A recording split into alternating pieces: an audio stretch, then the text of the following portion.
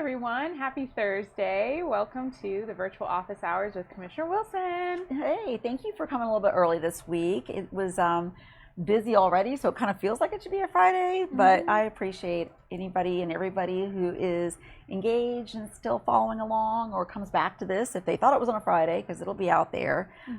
Yeah, it's been a busy week. It's been a very busy week. For those of you who this might be your first time because you had some spike in followers this past week, welcome. My name is Lee Perry. You can email district1@ocfl.net for any questions or drop your questions in the comment box. And there's nothing that's off limits. We don't have the answers to everything. I certainly am learning every single day, but it allows us to know what's on your mind so that we can go find answers. And so that gives us an opportunity sometimes to really dig into what's going on here in local government. I'll be sending out the newsletter tomorrow, so please go to NicoleWilson.org to sign up for the newsletter on the homepage. Yeah, and that'll continue to grow. We're going to make sure that if there's something of interest that we see in the community or that's happened here in local government, that we share it. If you have something that you'd like to share with us, please send it our way. We want to make this a two-way street and have that dialogue ongoing. Awesome. Well, I'm super excited because I'm actually excited to hear about COVID updates because it sounds like just really awesome news every single week. I feel really grateful for, thank you science, thank you medical professionals, thank you all of our frontline workers and first responders. Our positivity, daily positivity rate is at a all-time low for 17 days in a row. We're under 4%, I believe, or under 5% within that range. So that moves us as a county into stage 3, I believe is how we're calling it. But basically, we are in good shape right now, Lee, to really get back to sort of what we were used to pre-pandemic.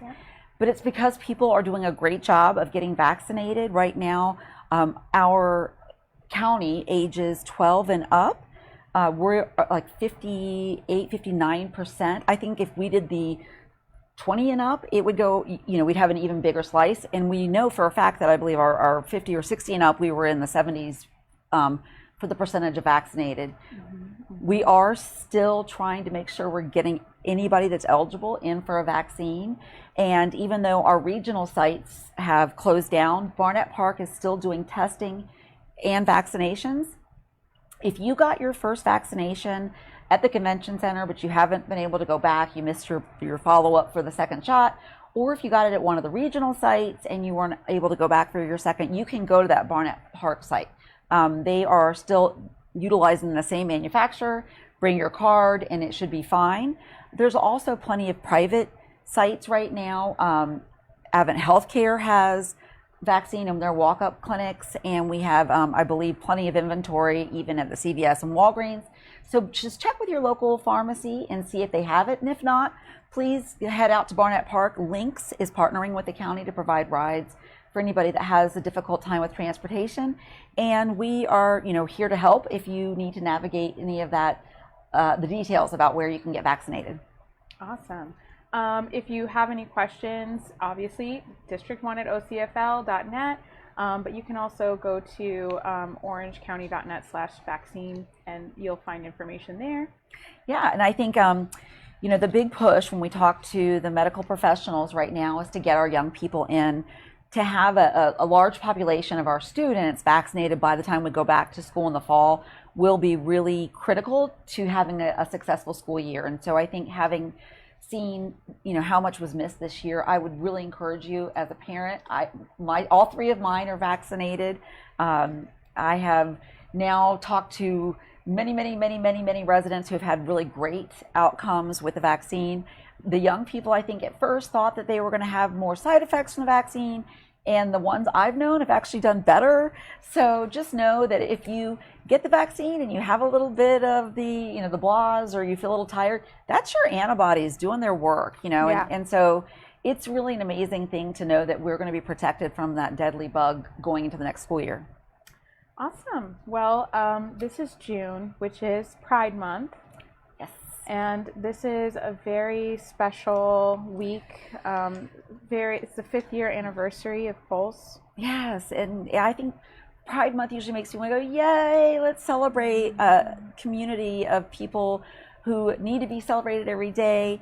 And then when we understand that here in Central Florida, in Orlando, Pulse tragedy affected that community, and so we have to really be also cognizant that we are still struggling to support survivors and victims of that hate crime, and understand that the hate that underlies that kind of action is still out there, and it's an active daily reminder to not let that type of hate win. Love wins. And as an ally, I want to say it every single day, we should be celebrating Pride every month, and this weekend is a time of reflection and a time to really think about the suffering and loss of the people who were part of a vibrant community that just went out to dance one night and didn't come home. So you know, I want to extend my heartfelt, well, it seems like almost not, I don't have sufficient words, because saying that my wishes or my love is with those people, it's really, it feels like I wish I could absorb some of that anxiety and pain, and just know that your community is, and that we are unified, we are one voice, and that love wins. We won't let hate win, not here, not today, not tomorrow, not during June or any other month. There's a lot of scars still in the community at large, and I think that by creating these like celebrations where people can come together and hold each other and love each other and just be there for each other, it's a way to heal as a community, you know? It is. It's been really critical for survivors, for victims' families, for first responders, the rescuers that night, the medical staff that night. We talked today to people at the medical examiner's office and the health department here at Orange County that were, you know, actively involved that night, and those scars aren't going to go away. It's just, you know, it adds to the fabric of our community, but having one another to lean on and seeing how much love came out and how our community really became a unified voice for love and tolerance and acceptance and support should, to me, restore some of the hope in the future, and making our young people feel safe in this community, that they are loved and they are accepted. And if somebody rejects you because of who you are or who you love, then you're just not around the right people, because you were born perfect just the way you are. And so, yes, our community still has those scars. There's right now at the Orange County History Center, right down the street here, there is a Pulse Remembrance exhibit that is, it's beautiful and tragic. And if you have an opportunity right now, it is free to the public, and it is a part of our community's story. And we will forever have a tale of caution and a tale of hope and a tale of love. And so I would encourage you to go see that. I think it goes, it will stay in the exhibit hall for some time, but right now it's free to the public, I believe, through the weekend. And there are events all weekend that are commemorating and memorializing and honoring the victims and the survivors of that tragedy. And, you know, if you need to talk to somebody, because I know this is a very difficult subject, please reach out. We will connect you, and, you know, talk to your neighbor, your friend, a trusted spiritual leader, a teacher, because we all need to have somebody to lean on, and especially when we're discussing a difficult, really, really horrible, tragic event like the Pulse shooting. Thank you so much for saying that. That was very beautiful. This past Saturday, you actually had an opportunity to get out in the community a little bit and show that love to District 1. You went to the Avalon Rural Settlement meeting and got to meet some of the residents out in that area and talk about some of their concerns, and bring some members of staff to come out and speak on some of their concerns. How do you think that went? It felt like we were finally coming out of pandemic, because I got to actually have a community meeting with the community. It was so coming, you know, pivoting away from the conversation about the Pulse anniversary and talking about community meetings, it really does make me realize how diverse the fabric of our county. It's so diverse, and this is Avalon Rural Settlement is truly one of the last rural areas in Orange County, which is an increasingly urbanized and suburbanized area. So it was really great to be face to face with some of these friends and neighbors about some of the concerns they have. We had been able to contact each other a little bit during the last few months, either by phone or by Zoom or by WebEx, but this really felt like having a closer connection. We were able to bring in some people from different departments about issues, very specific issues to their community, public works and road engineering. They have very specific concerns about development and how that's going to affect their community. They have very specific concerns about safety.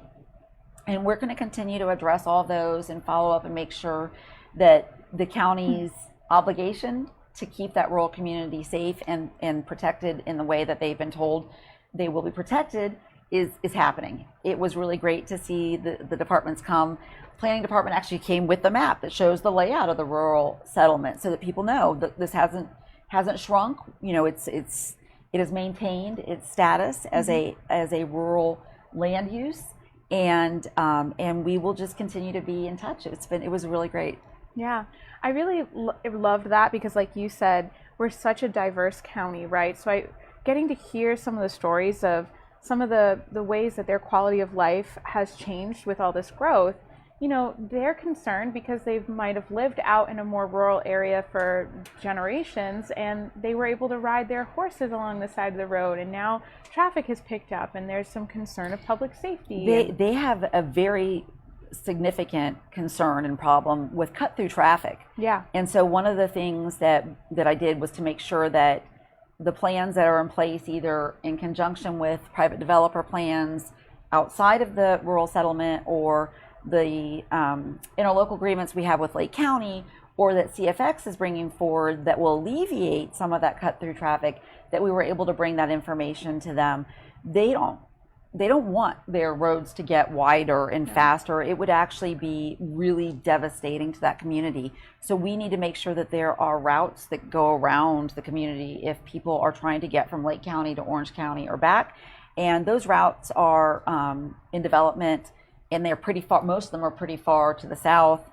Of course, 50 is the option to the north. And we're going to continue to have close contact with CFX and with Lake County to make sure that any of those engagements include the voices of the rural settlement. After, I didn't even tell you this, after the meeting, a bunch of the constituents pulled me aside and said they're very concerned about deforestation and loss of wildlife and not restoring some of those areas after development, and just putting in sod.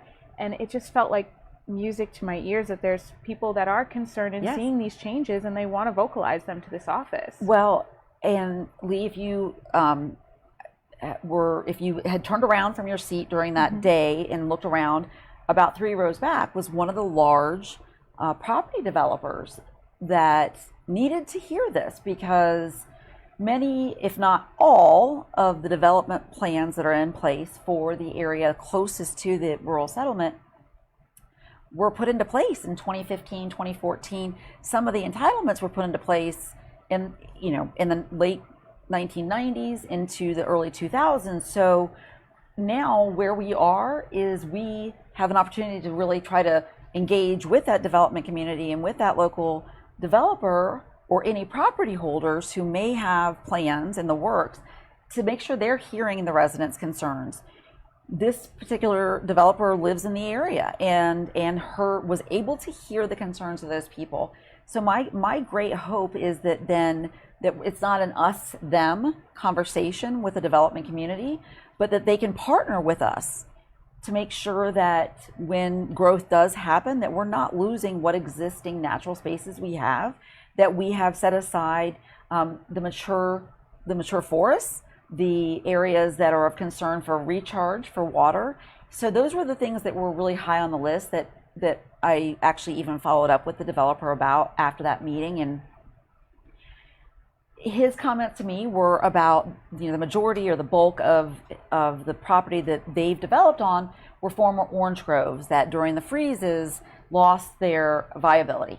And I think even identifying that for residents is important, that if there's a way for us to identify which of the groves, of the areas being developed now, were groves, and how many of those can we then also, potentially put in a place where there's a new opportunity for an ecosystem. Can we start a forest there? Can we bring a forest to some place that was a orange grove? And for people who understand, the agricultural business, orange groves were potentially not a great ecosystem. Now, we love the way that it smells when they bloom, but they require a lot of fertilizer, which isn't great for the aquifer either.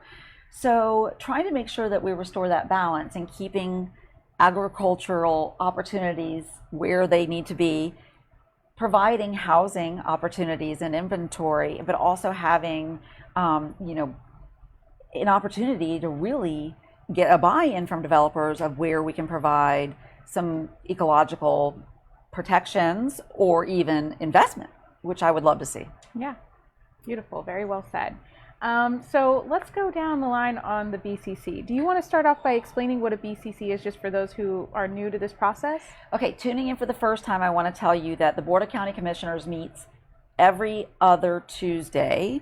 It's not set in stone, because if there's the calendar does wonky things sometimes, and sometimes there are conflicts. But we had a BCC this week on Tuesday that was the first one we've had in person, with all public testimony in person. This was the first one since I've been in office. So the BCCs that have been held since I was sworn in have been partly hybrid virtual, where if you had public comment, people were able to have the opportunity to do that online. It was very inspiring to see the participation from the public. It was a marathon day. It started at 9 a.m. and I got home at like 8:30 that night, 9 o'clock at night. But it was packed full of really important things to the public, so I want to make sure I'm reporting all of those to the best of my ability. I know that sometimes if you look at the agenda, or if you hear some of the conversations during the BCC, it can be really thick. The vocabulary that's associated with ordinances is sometimes it's not intuitive, but we can break that down. So if there's ever anything that sounds like gobbledygook, let me know and we can try to break it down. Sometimes I could use a good, refresher in what those things mean practically in the ordinance. Well, let's break it down from this past Tuesday. So let's start off with the PACE financing conversation. Shout out to Jeff Benavides and Lori Forsman. We're going to start on a high note, because I don't know if we finished on a high note. Jeff and Lori, we love you. Lori, we love you. You all work so hard to make a difference that is going to impact not just the citizens and residents that are here today and watching this and listening, but the ones that'll be here for generations to come. And I thank you on behalf of my children and my grandchildren and all the little creatures in the forest and our planet as a whole. Sorry. Okay, I'm stopping now. PACE financing. So businesses have opportunities for business loans. And there are like sort of a narrow scope when you go to a regular bank or a regular lender for a business loan. And when you want to retrofit your business or your piece of property in order to make it more energy efficient, more climate friendly, offset your carbon footprint, it's hard to get financing. And that can be very expensive for existing businesses or old buildings, old pieces of property. But it improves the value of that property. So what a PACE financing setup is, and our county will basically, if this moves forward, our county will basically help put the structure in place to allow financing for those specific projects that help with energy efficiency, climate resilience, and overall carbon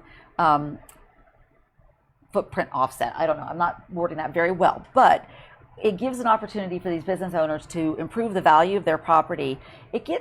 The payment on it isn't independently paid back like it would be for a loan. It actually gets put in with their tax valuation and looks more like an addition to their property tax payment. So it's a creative way to really get some great benefits through a lending program that's not available in the routine lending practices. And then isn't it like considered an asset for the building so that it never actually, you never lose that? It gets transferred with the value. Right, the value of that building goes up. And it, you know, the loan itself isn't attached to the business; it's attached to the building. It's attached to the property value. So you know, it allows for a very different setup for that. There are other municipalities and counties that utilize PACE financing. If you're interested, just Google it. There's a lot of information out there. And so we're really modeling our structure off of the ones that have been successful. There will not be a residential component because the municipalities that tried a residential loan structure like this struggled with trying to make sure they were protecting consumers. And so, you know, making it a commercial only model really builds in some automatic protections for consumers. I love that. It's helping businesses do the right thing and it's more accessible. It's a win-win-win-win. It's a great economic driver because, you know what, if we're having to retrofit buildings, that's jobs, right? It's people that are contractors that are coming in. It's a great economic driver in that those businesses are reinvesting. And it's a, you know, obviously a huge win for the environment. Awesome. Regarding a huge win for the environment, let's talk about the MSBU solid waste conversation that was brought up to the board. Not a big win for the environment, but still a very important conversation. It sounded like the recycling process is being analyzed and reviewed, and it looks like we're really trying to become more. There were a couple really important things I want you all to take away from this. If I can get a couple points out. One is we are creating more garbage now than ever. Yeah. And it got worse during COVID. Between takeout and Amazon delivery, we are putting out too much waste. The second takeaway is that a lot of our recycling, even if it's valuable recycling, ends up in a landfill because it's contaminated. So there have been ongoing procedural negotiations with various companies for recycling that we know it's valuable. We're not going to take away recycling. But we want to make sure the percentage of items that are being recycled, that aren't being considered, that aren't going into the landfill goes up. And that is happening because the amount of garbage that we're still putting in the landfill, we are looking at higher rates. I brought up something that I am going to round back on because I think it's really a good idea to incentivize the people out there that are doing a good job of trying not to make more waste than they should on this planet, is the idea of a pay-as-you-throw. And what this is basically like a water utility. With your water utility, your charge or your power, you're charged for your own usage. So you don't have to, if you're living next door to someone that likes to take showers all day, you're not responsible for their usage. I feel like garbage should be the same way.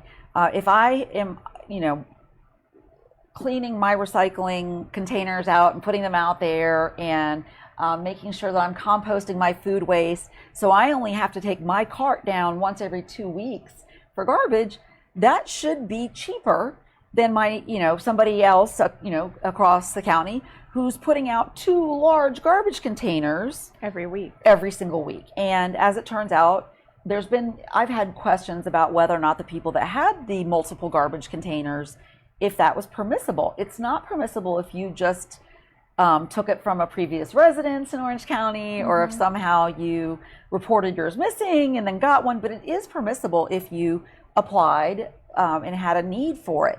And so that was new to me. I think that we should share the burden of the infrastructure, right? The garbage program in general. But I think if you're using more, that you should have to pay more, as you do with other utilities, understanding that we have to kind of close that garbage cycle, or else we're all going to be living on a landfill. We can't sustain the type of garbage that we're putting out there right now. And knowing that went up during COVID, I hope it goes back down. I hope we go back to doing less of the takeout and less of the disposables. Now, we've had conversations before, and I'm going to try to get this resolved for a resident that wants to operate a business without any disposables. And the way that right now we are operating our utilities, that business is penalized essentially for not having disposables and has to pay an additional water hookup fee. I think it has to be the other way around. And I understand that the water usage is based on consumption, and we will continue to look at, the way that goes up and down. And we have to make sure we're monitoring anybody that's abusing that water usage. But the idea of incentivizing a restaurant for filling up our landfills is counterintuitive. It goes against the goals in our sustainability plan that were voted in. And this particular resident is a business owner and an economic driver. He's an employer in West Orange County. And so I'm going to make sure that we don't just drop the ball on that. Awesome. Did you want to say any more specifics about the vote itself, or? Well, the issue that was really in front of the board this week was, that the haulers of our garbage, their contracts come up. One of the companies, and they're private companies, they're contracted, took over for another company. The company that was absorbed is the one that seems to be having difficulties with service. So if you've had a delay, if you've had issues, continue to report those. It was a 311 kind of puts you into the pipeline. You can call 311, you can call here, you can email people in all over the area, and we will make sure to duplicate those messages. And it looks as though, because those reports are coming through, those businesses are trying to step up their customer service. They're incentivizing their drivers to get more drivers, to get better response times, and to get a sort of better reporting from them on what routes are either slower or maybe need to be retooled. So the conversation really was that going into the next contract year, the usage rates for solid waste will go up. I think it's going to be $5 per household, or that was the average. And that we're going to continue to look at those service issues, understanding that that's part of the contract is good customer service. So stay in touch if you're having issues with that. If you think that the pay as you throw is a good idea, that we should all be able to, if we're not creating as much waste, be incentivized for that and save some money, let us know. I am very interested in bringing that back as a discussion item at some point. Obviously, if this contract was renewed, it won't be during this contract, but these are ongoing discussions and contracts, and we have the ability to really mold the next one. So I would like to hear from people that are interested. Perfect. Awesome. Well, one of the next things that was discussed is the iDrive CRA. This is a hot topic always. CRA is community redevelopment. There is a structure in government, and it was actually legislated. So there's a legislative structure that allows us to funnel some tax money based on property values. And I want to try to explain this in a way that is a little bit more digestible, because I think it's a really complex issue. And I think it gets more complex sometimes when you watch the public hearings. So every year, properties, your property, commercial properties, all properties are assessed a tax value. And that value changes from year to year. Typically, property values go up, and especially in areas that are seeing some good, strong economic indicators. A community redevelopment investment is an ability to use the money that is raised during that assessment to go back into that area. So once a community redevelopment act is authorized by a county, at that time, which the iDrive CRA was originally authorized by the county commission in 1998, they freeze the property taxes for that area, that geographical area right there. And what goes into the general fund is only what 1998's property values were. All of the rest of that assessed value goes right back into the area of the CRA. Okay, so in this particular, and this is called tax increment financing, because the growth in value, the growth in value of that property is coming directly back to that community. So the community is usually identified as blighted, and this happens all over the state, all over the country. There's some form of this, where if there's a blighted area and it needs a little bit of extra focus, it's a mechanism for funneling the tax value and the tax collected to redevelop it. And then once that area. tax value is increased, because the property itself is of greater use, right? You're redeveloping it, the property is doing better, so the assessed value is going up. The CRA timeline comes to an end. There's usually a sunset date of about 15 years, because they think of a lot of community redevelopment as requiring about 15 years in order to achieve some main goals. And then because that value is up, all the property tax that's paid from there goes back into the general fund and the whole county benefits. So that's why it's a really great investment for a county to do a CRA. When I have questions or concerns about the lengthening of the time of a CRA, so if we have a CRA that's supposed to be done and sunset and over in 2028, and the discussion is we should take it to 2040, and I'm asking for, more data and research on this, and this is what came up on Tuesday, it's because I'm concerned that the overall value to the entire Orange County resident community, the entire county tax base, the opportunities are missed if we don't end it within a certain time frame. And not because those values aren't going to continue to go up. They're going to continue to go up. But in the meantime, there's a lot of work that needs to be done that we're all struggling to get done within the general fund. And so, when you look at the iDrive CRA, and then there are concerns about community redevelopment for a community center in Tangelo Park. And my very first comment on our first meeting about this was, why isn't this already done? Yeah. If the CRA that included Tangelo Park was put in if it was developed and approved in 1998, why don't these people have a community center? They don't.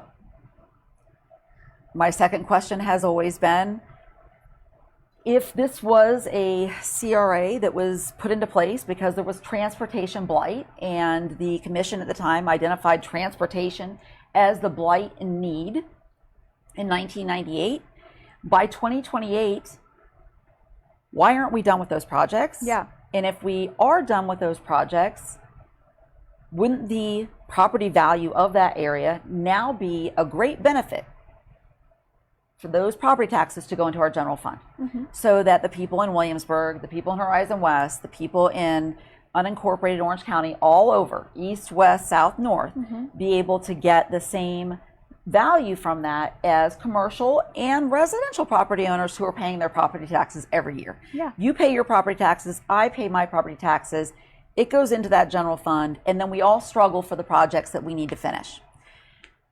The CRA has a great purpose, and it has served its purpose. It was very narrow. On Tuesday, the board, in a really, I think, a wise move, voted to expand the purpose. It now will be used to complete the community center for Tangelo Park. It will now be used for specific workforce transportation.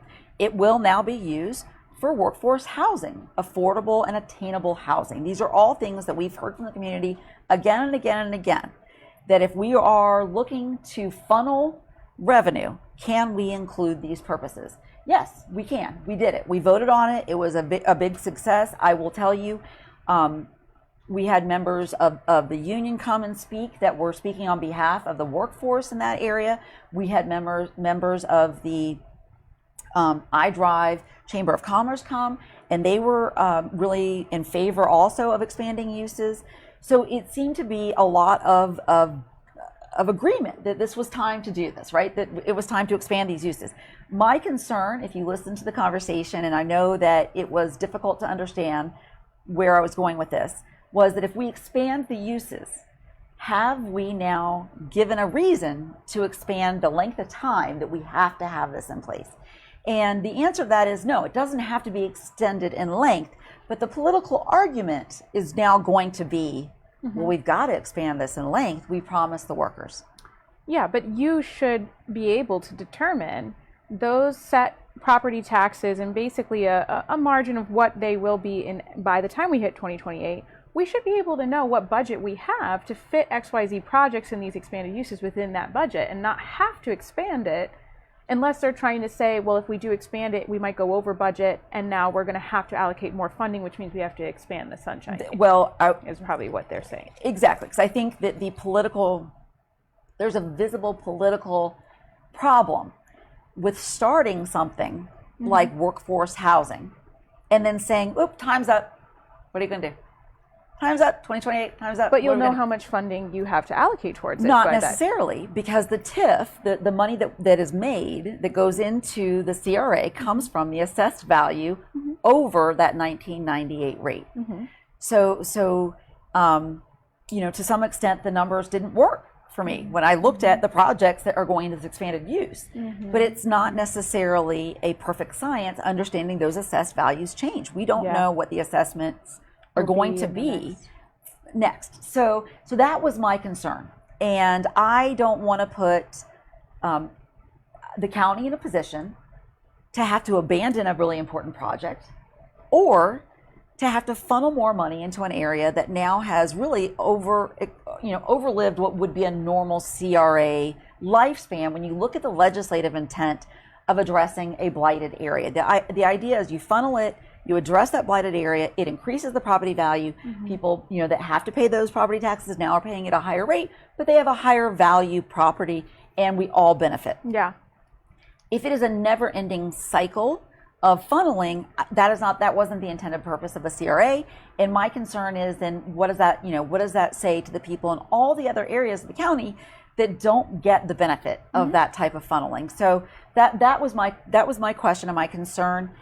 We did pass the expanded usage. I will continue to have a dialogue with our budget office, with the people in the iDrive corridor, to make sure that we're all on the same page as far as how to make sure that if we start these projects, they're going to get done within the time frame that we've allowed for. We did also vote in the cap.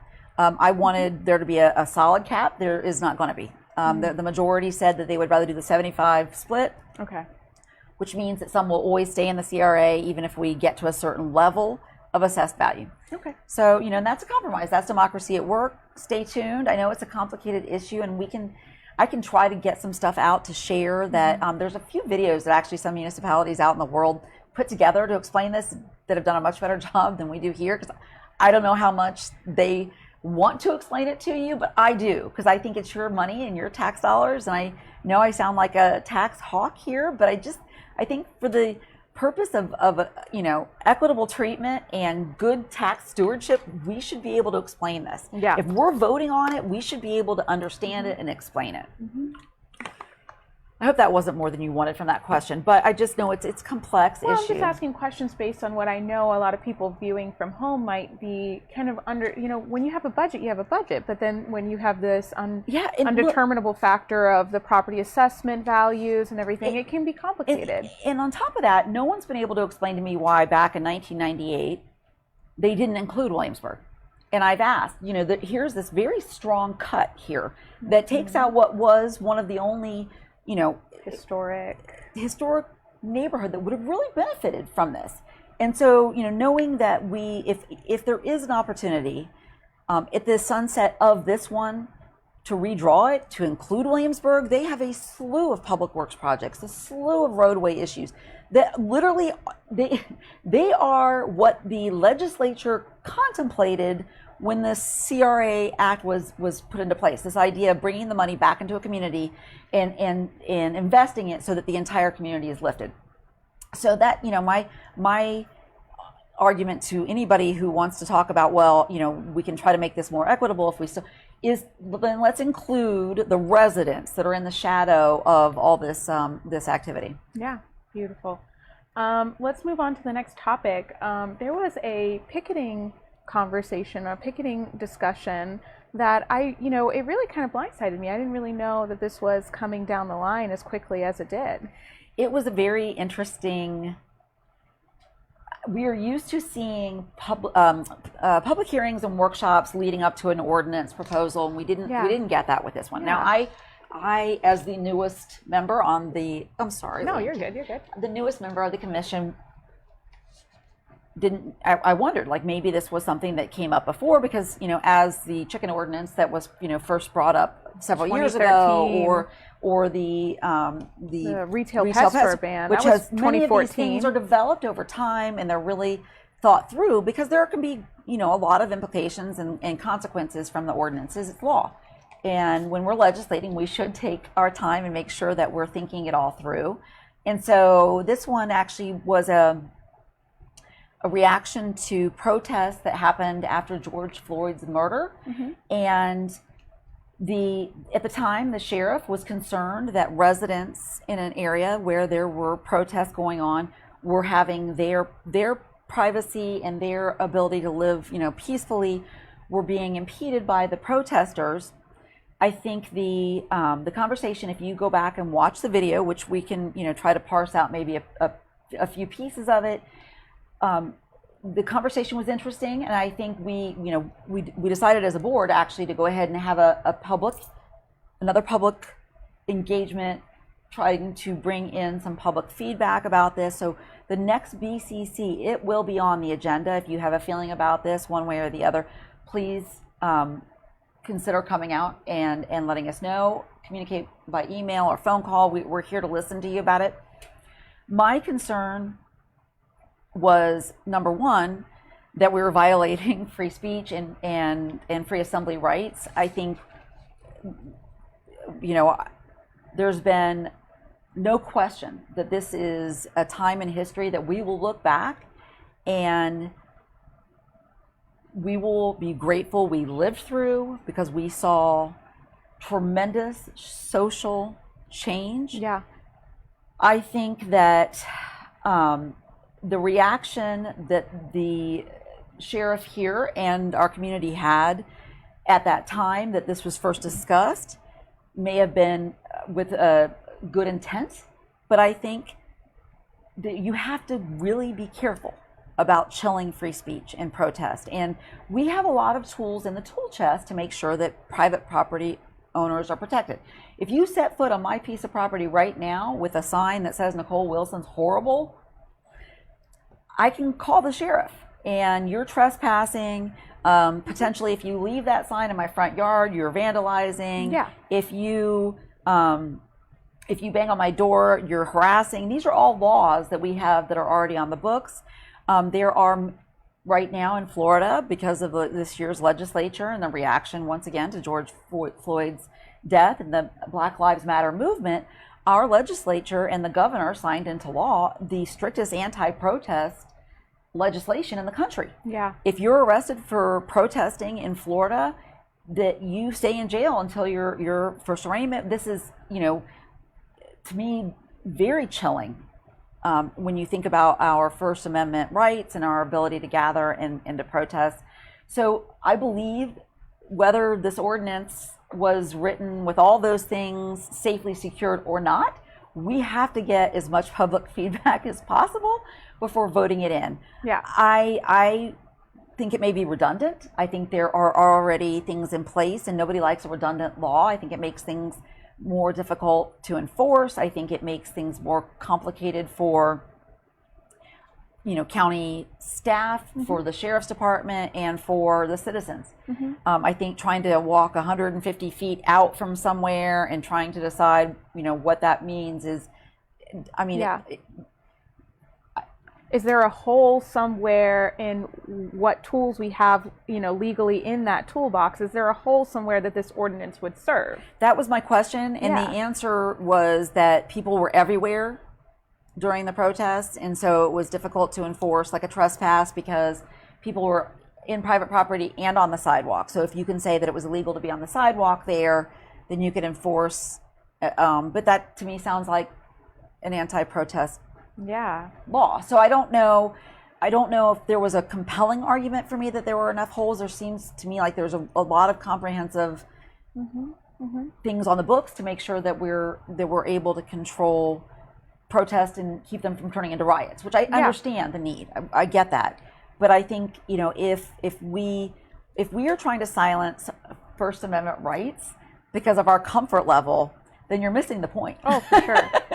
you're missing the point, right? Like, I get it. It may not be comfortable to drive by a protest or to have to detour around a protest, but that's the idea, right? Can you imagine, like, thinking back about the march across the bridge in Selma, and them being like, you're all, this isn't because, well, actually, I think they did get arrested. Never mind. They were beaten and arrested. We haven't gotten that far. So, well, I attended those marches and protests, and I felt the same exact level of love as I did going after, the Pulse shooting and going to all of those ceremonies. The community was together. People were so kind. Singing and holding hands. I mean, people were like, did you get a snack? Did you get water? Stay hydrated. Masks. I loved. I was really concerned because I was with some young people that were interested in going, and I was really concerned. We were in the middle of a pandemic. Yeah. And here I hadn't let them see each other face to face in months, and they were like, please, this is really important. People are dying, please. And I said, okay, but let's double mask.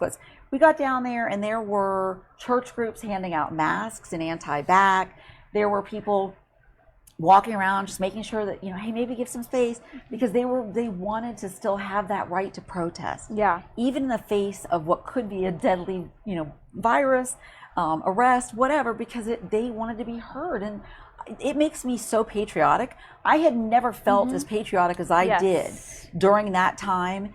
And, seeing the people on, from all neighborhoods come out, unified voice. Oh yeah, and we were having a good time with the police too, passing them out snacks. It was a good feeling. Now I know that there's situations where things could easily go wrong, and I know during that time there was a lot of conversation.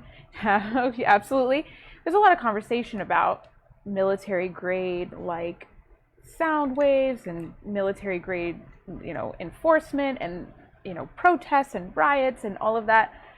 For the majority of what was happening in the democracy, right? The fact that you have that freedom to come together as a community, be heard.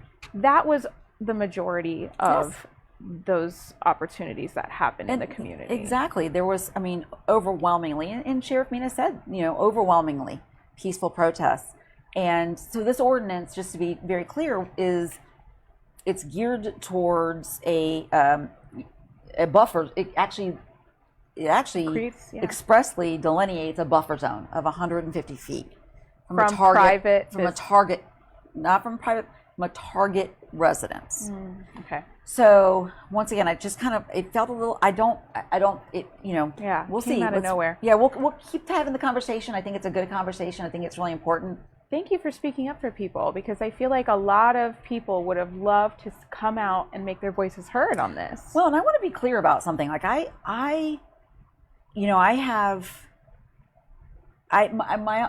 think sometimes bad laws also puts, our law enforcement professionals in harm's way. Yeah. And being responsible for something that either doesn't look like it's enforceable or has some kind of disproportionate enforcement ability, it concerns me that it puts them in harm's way, either legally or their safety. So I want to make sure that I'm not, being one-sided about the conversation, in that as residents, as people who work in the county, that I'm trying to really make sure I'm doing my homework and hearing from everybody, and also doing research on what does and does not work out there in other communities.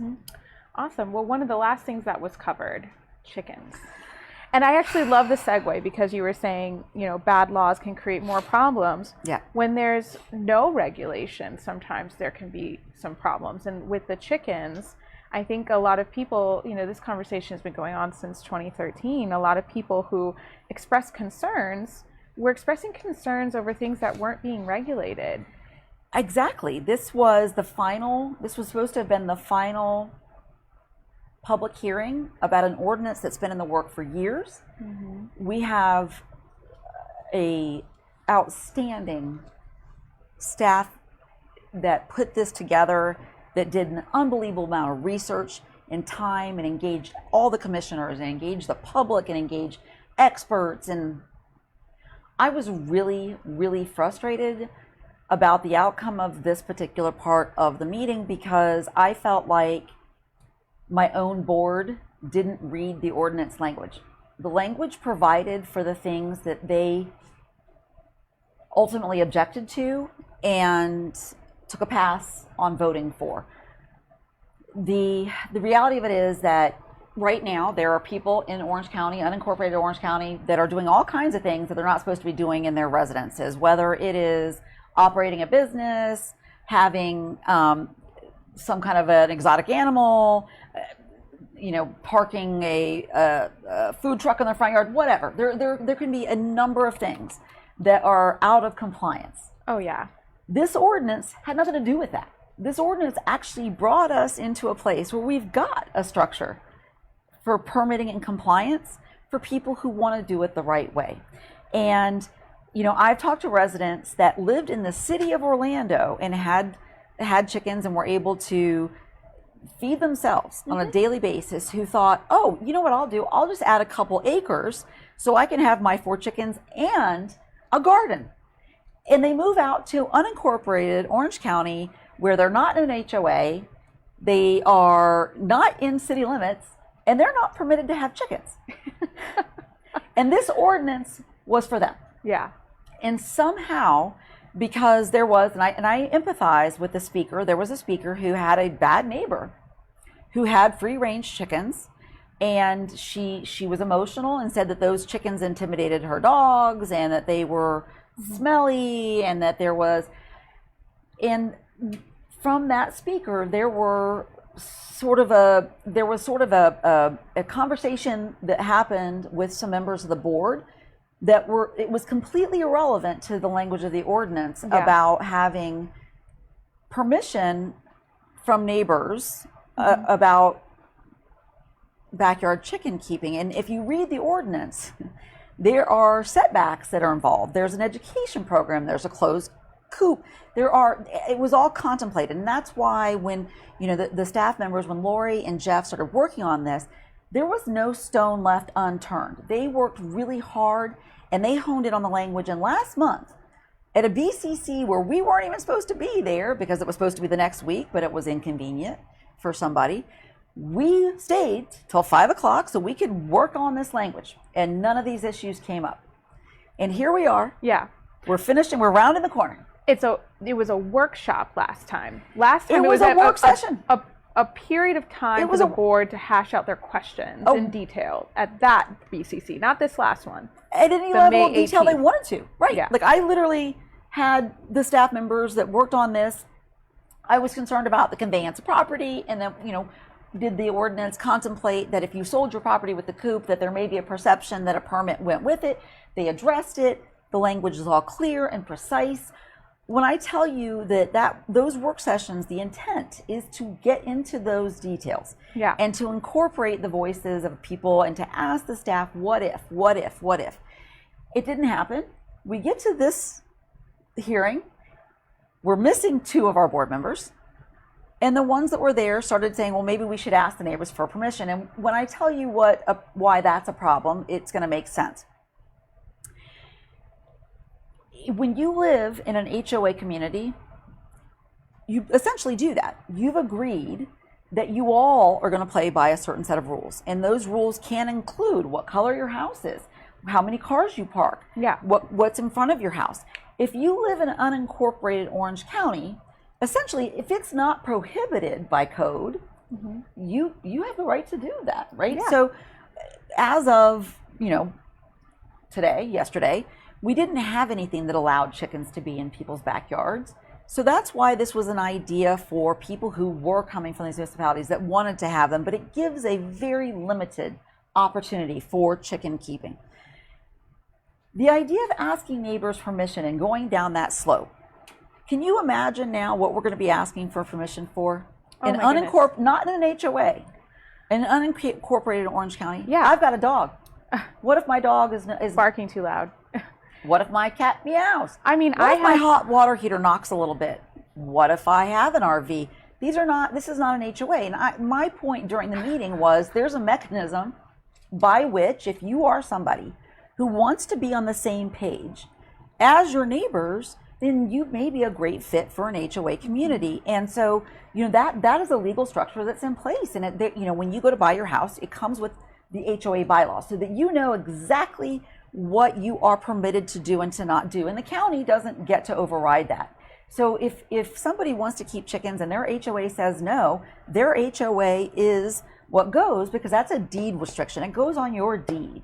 And so this conversation about asking neighbors for permission to do something that is really contemplated and specifically addressed in the setbacks. So the way that the language required a setback to happen buffered the area that the pen was permitted to be in the backyard. So the staff really did a great job. We could have in our work session, or even during the BCC, we could have adjusted the language. Yeah. But instead, they just sort of, it just really went off the rails. I tried to hit my button and didn't really have an opportunity to speak. I think next time I'm just going to put in a speaker card. Yeah. Because then I'll get 3 minutes. I didn't get that. I felt pretty strongly that for whatever reason, yeah. I don't know what happened. And I felt really bad for the staff that worked really hard on this, that they weren't heard, that their work wasn't read. I think it should be a minimum requirement. And if you go back and listen to the audio of the meeting, at some point when it's wrapping up and the administrator says, we can come back to the board with a different draft, I grabbed the mic and said, can we require the board to read the ordinance? Because I think it should be a minimum requirement, is to understand the language of that ordinance. Yeah. Let me just say, I come from the agricultural world, urban agricultural world, where, you know, our little farmlets from fleet farming were subject to chicken abuse. You know, we had wild chickens that would come and eat our stuff. If you look at this ordinance of a regulatory tool to make sure that chickens aren't running rampant, yeah. Instead of looking at it like everyone's going to have chickens willy-nilly and they're going to cause concern. And wait a minute. And here's the thing. This is a pilot, okay? So we were only looking at 120 permits. Required to get that permit was a class through IFAS. Yes. Was specific and inspected coop enclosures, setback, specific materials. You couldn't have a material that could be somehow DIY. there was specific structures that would withstand Florida's climate and potential backyard elements that were of concern. So when I tell you that if they'd read the ordinance, some of the questions were really contemplated and identified and expressly corrected, and an argument was made that people didn't move to Orange County to be on the farm. People didn't move to Orange County to be and I said, I literally talked to a resident that moved from Orlando, where they had chickens, to unincorporated Orange County to an RCE zoning, who were then not allowed to have chickens. So, So I just want to hit a couple really important points. Sorry. So for those who think they attract rats, I can tell you a long list of people who have rats in their home that have no chickens in sight. Oranges attract rats. Okay? Oranges attract rats. The Florida tree rat is very, very, very common, and we're here before humans were here. So let's just remember that. Another thing is that when people are talking about predatory animals, the amount of street cats and squirrels and other animals that run rampant in our communities, which many of them were there first, also attract predatory animals that were also there first. Well, listen, don't get me started on that, because the reason to say that the chickens are attracting the predatory animals is so completely backwards, understanding that we moved in. Should we kill everything because we're there? Wait, we moved in to their neighborhood, right? So if there are hawks, coyotes, bears, it's because we moved in, and we just need to do everything humanly possible, which we can do, to secure our garbage, our pet food, our pets, and be responsible people. Okay, chickens or chickens not. There are predatory animals that are out there because they've lost their habitat. Yes. But if you think that you're doing some kind of a service to the animal kingdom by saying that putting chickens in a backyard is better for the ecosystem, it is a very backwards logic. Understanding we moved into their neighborhood. At this point, we just need to be very careful and controlled, right? what you should be really pitching for is secure garbage cans and penalties for people who don't have secure garbage cans, people who have their dog food sitting out overnight outside. Yeah. Those are the biggest issues. And you know, I think, you know, it's a concern, right? If you have a bad neighbor, you have a bad neighbor. I think having a permitting opportunity for people who want to do this the right way and be part of an educational program or be part of their own food sourcing, and how great that is for our, like, ideal for our planet to not have to go to the store for your food.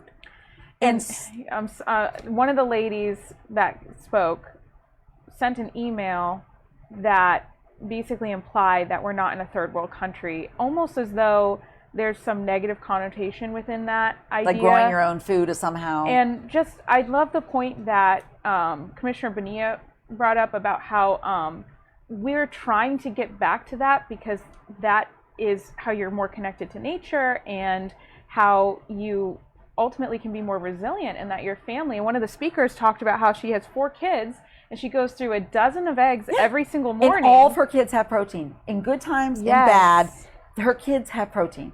And if you have a garden where you've got your, you know, you've got your produce and you've got chickens, you are able to, that's a resiliency that we can't provide by stacking up food boxes or giving money to a food bank. That is a resiliency that we can offer to residents that are willing to take a class and to invest and learn, that I think is so critical. Now, if you are somebody that is interested in this subject, it's coming back. And I think it's going to be August. They said August, but Jeff said he wants to move it up a little bit. Okay, so we're going to stay in touch about this. And I really want you to think about not just what it's like to, I think it's really important to frame a couple things. One is this idea of property rights being a weapon and a shield, right? So when we want to preserve things, oftentimes we've heard you can't do that on that property because of their property rights. But now, because a private citizen wants to have something in their backyard, that we're offering them a tool and a way to do it safely and in a neighborly way, why do we get to tell them no on their private property? Yeah. Why do we get to stomp in and say, you're not allowed to feed your family? I kind of get, you know, to me, it ruffles my feathers as an American who's like, no, wait, we know how to feed, we should know how to raise our own food and to feed ourselves. This is a very fundamental, like, independence idea. Yeah. And so, you know, just consider those things. And I want to make sure everybody understands, this does not include you if you live in an HOA. If you are in a townhome, this does not include you. If you don't have room for the setback that's required, this does not include you. So, you know, those were issues that came up that really should have, they were, once again, those specifics were outlined in the ordinance if someone had taken the time to look at them. Well, we have hit time. I don't know if there's any questions. No questions, but you have 2 comments from Stacy, who says, those surprise objections seem to happen more often than they should. I wonder why it doesn't all get done in the workshops. And she also says, yes, let's get a secured garbage can ordinance going. I'm so glad we're in agreement, and we will continue to look for opportunities to make sure that we're doing that, because it's not just for, you know, what we consider the predatory animals for, you know, and I say predatory animals, what I really mean is just the ones that we're talking about for chickens, because for me also understanding that once a raccoon or a bird starts to rely on human garbage that's out there, we've killed them. We've killed them. That's not how we protect our wildlife. They shouldn't trust humans, because humans can't be trusted, right? We can't be trusted to slow down our cars. And so we need to protect them by making sure we're not leaving out bait, which is dog food, garbage, etc. And one last conversation that wasn't brought up, I haven't heard anybody bring it up, even though it's for chickens, we are helping the local economy when we are keeping our local food system as hyper local as possible, instead of spending money and importing everything. So a dollar that's saved on a local egg is a dollar that goes back out into our economy in another way. And I just hope that people can see that in all of these skill sets for resiliency that could be applied in the future. And we'll continue to get the information out when we see that coming on the BCC. We talked earlier about going into like having maybe a brief Facebook Live or live social media live, either right after the BCC or maybe queuing up the BCC so that we can engage those, and then trying to do some special guests on the couch or going out to see special guests. So stay tuned, because we're going to look for some more opportunities to get engaged. And if there's a subject you want us to talk about that we haven't, or something that you saw on the agenda or you see coming up that you want to talk about, please reach out, and we can talk about it privately or in our public forum here at office hours, because it's my favorite thing. I have an ask for every single one of you watching. So the Orange County Animal Shelter is really inundated with dogs, cats. It's kitten season. I had kittens fall out of my roof this weekend. This is my attic. We are in a, like, they're in crisis mode. 600 plus animals under their umbrella right now. And I want to say that I am actively working as a commissioner to try to expedite the plans to get a new shelter built. If there is money on the table that I can get over there, I will. There isn't anybody in this building that's a bigger advocate for saving those dogs and cats and rabbits and making sure that they are safe. So I want you to know that any opportunity I have, I'm taking it. But we are only one district and one office, and we have